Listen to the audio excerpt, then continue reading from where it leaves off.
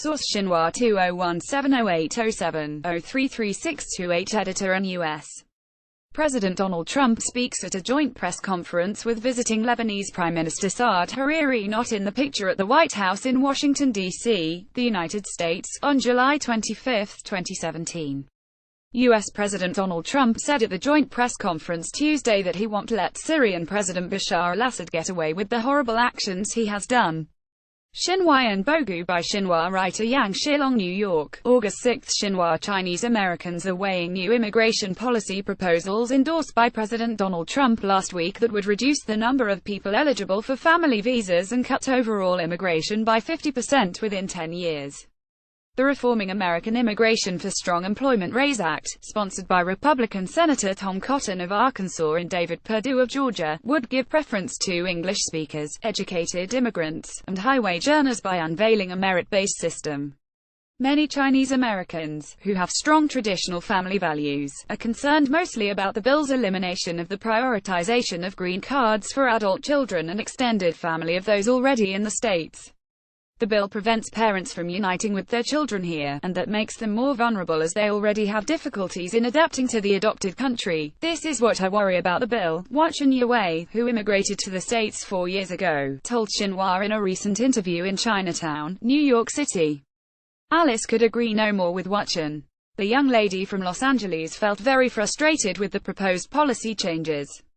I think it's unfair to most people. If the bill is passed by the Congress, it would be difficult for my parents to come, and we can hardly go back to see them often. It's unreasonable, she said. I think to a certain degree the grading system is necessary, I can understand that. But the union of families must be considered, which is very, very important. The United States is an immigrant country. It can't be too interest-oriented on all kinds of issues, said a teacher surnamed Chen from Chicago.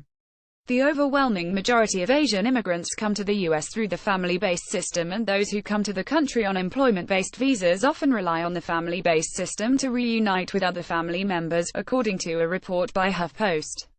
However, the bill would cut family-based immigrant visas to 88,000 each year. Compare that to the 673,000 people who received green cards through the family-based system during the 2015 fiscal year alone. As to the language component and the merit-based system of the RAISE Act, quite a few Chinese Americans interviewed by Xinhua found them not a problem. Overall, Trump's immigration reform has its own logic, said Huang Xinkan, a middle-aged man living in Los Angeles. He wants to make America great again. He is right from the point of view of a businessman. If too many immigrants come, some of them are too old to work, and just rely on welfare, it's unaffordable for any country.